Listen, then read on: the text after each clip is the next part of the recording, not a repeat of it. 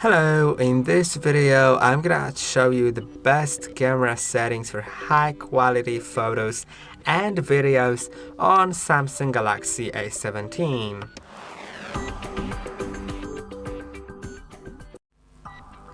To do it, simply go to the camera app, of course, and now we're gonna have a few settings. So first, in the photo mode, once you are, because you have three different lenses here, the 0.5, I believe it's three lens.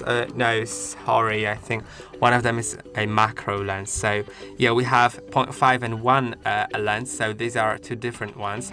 And on the one, you can actually click on the 12M in the top, which indicates 12 megapixels, and you can click on it to switch to 50 megapixels. Now, there's gonna be a little bit of a difference between them. The 50 megapixel is gonna have a higher resolution, but remember, it'll take more storage on your phone, so I would only use it in a moment when I need it, because you not always need those 50 megapixels, right?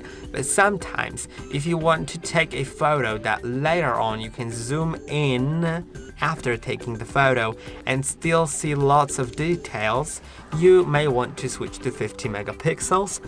So this is the first thing.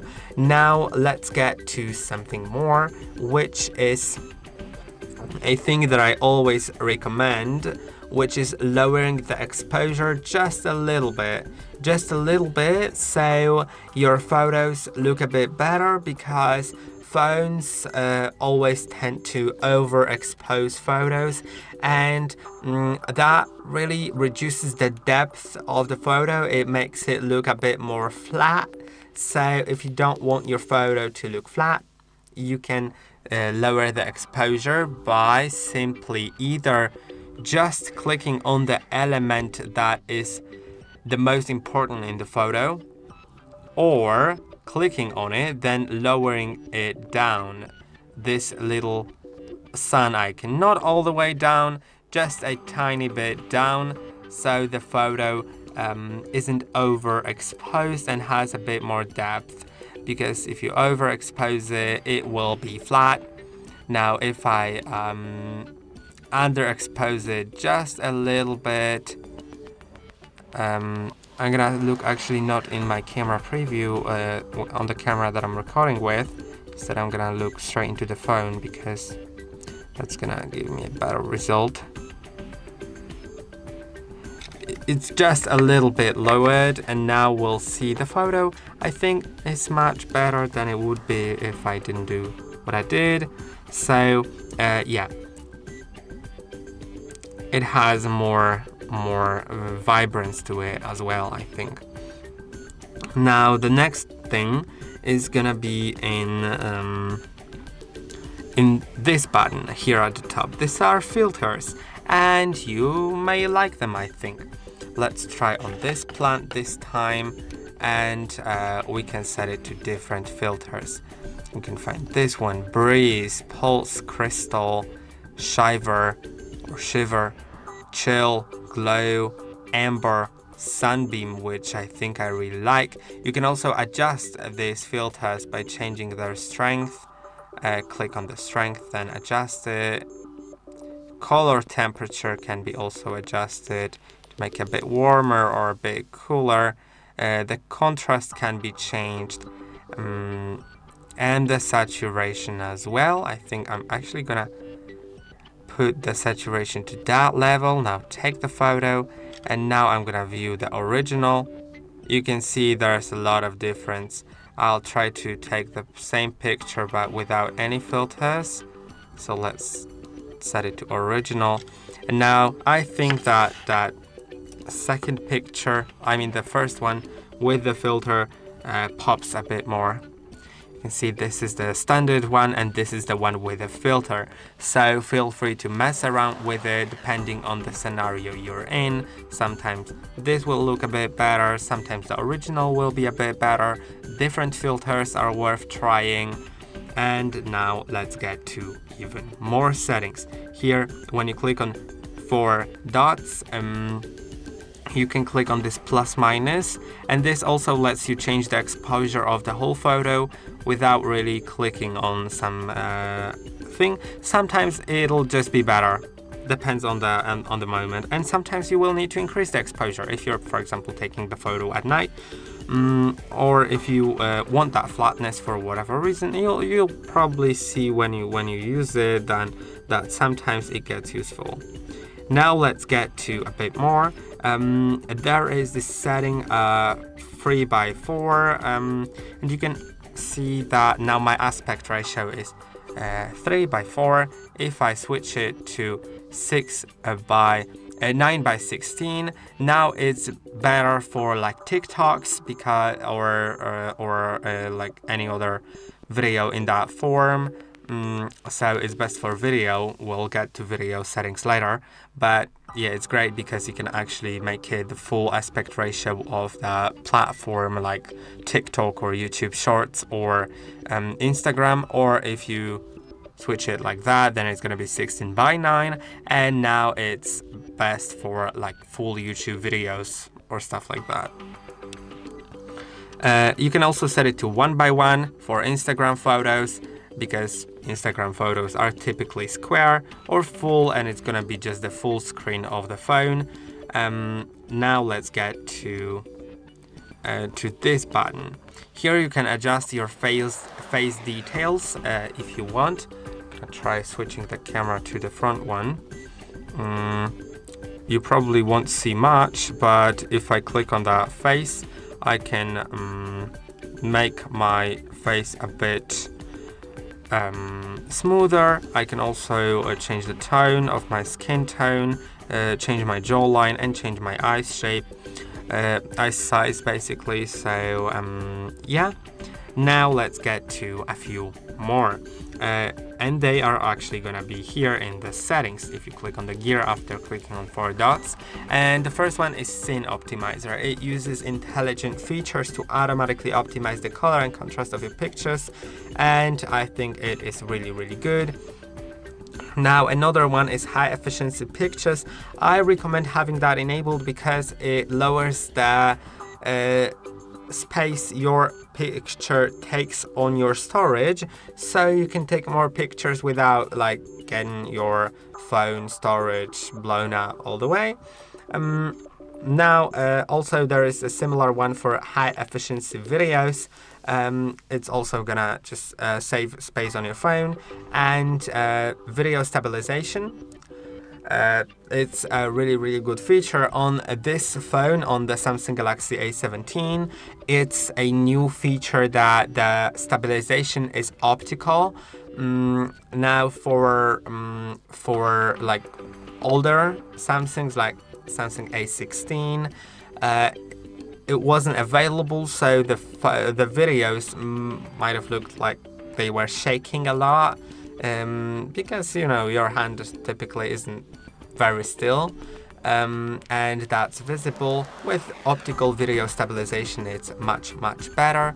Now auto HDR is the last thing here, I think. No, not the last one, but it's also like it says in the description here, makes your pictures pop. Yeah, it's like real true, it makes your pictures pop. Capturing more detail in dark and bright areas. If you're wondering how HDR works, it actually takes several photos and at different exposures at the same time, then combines it so it has like more details. The darker areas aren't too dark, the brighter aren't too bright, so there's more detail. Now, composition guide, I would highly recommend enabling that, because it enables, you can set it to grid lines and level, grid lines only or level only, and it makes you, I'll show you that shortly. It lets you make your images a bit straighter. If you want a straight perspective, a straight viewport, then it's easier with the grid lines and the level. You can see I have the level right here, and now I'm in level. So yeah, this is how it works. And now let's go to video. So we already saw the video settings in the settings by itself. like after clicking on 4 dots and the settings, we also saw the aspect ratio and the exposure and the filters as well. Then there is one more thing in the video that is worth doing, which is here in the top right corner. You can actually change the size to Full HD or HD. HD is gonna save space, but it's gonna have a lower resolution. So if you want a higher resolution, you can set it to Full HD. And now let's go to the last section of this video, which is gonna be in more here. If you want to take night videos, night photos, it's way better to set it to night because it's gonna adjust your phone to capture more light at night. Macro is a feature that lets you capture things from 1 to 2 inches away from the subject, and I'll show you how it works. Now I'm in the macro mode, and you can see when I'm pretty close to the subject, it looks great, right? When I'm further away, it's blurred out a lot, but when I'm close, it's sharp, and when I leave the macro mode, it is blurred out if it's close. So if for close objects, it is really good to enable the macro mode. It uses a different lens that has a different focus range.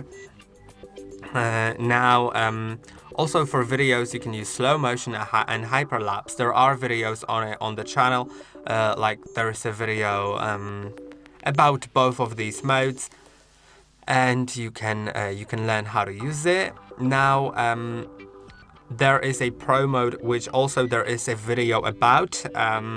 It explains the pro mode because pro mode is quite difficult to use, but feel free to watch that other video.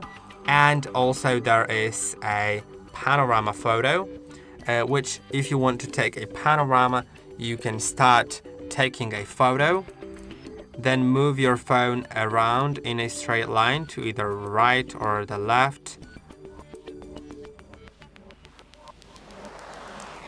I'm gonna try moving my phone around. Of course, I'm pretty close to all the subjects, so they may look a little distorted, but if you're further away, like capturing some view, I don't know, in the mountains or something, then it's gonna look a bit better, and you can have this this larger perspective of everything.